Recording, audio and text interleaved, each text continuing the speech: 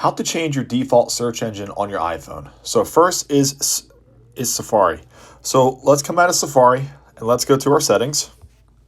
We're going to scroll down to apps and go ahead and type in Safari.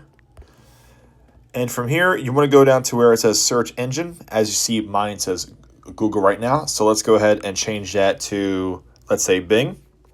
And let's come out of our settings, go back into Safari. And what we're going to do is I'm just going to type in something here, Marvel movies. And as you see, the search engine changes from Google to Bing, which is the one that I chose in those settings. Very simple and very easy. The next is Chrome. So let's come out of Safari and let's go find our Chrome app here. You don't need to go through your actual phone settings here. So go to Chrome. And then at the bottom right-hand corner, you see those three dots. You want to click those three dots. And from here, you want to go to Settings. And you want to go to Search Engine where it says Google. And as you see, it says Google. I'm also going to change this. Let's just go to Bing as well. And let's hit the check mark at the top right corner. And so let's go ahead and search for something here as well. I'll just search for the same thing, Marvel movies. And we hit search.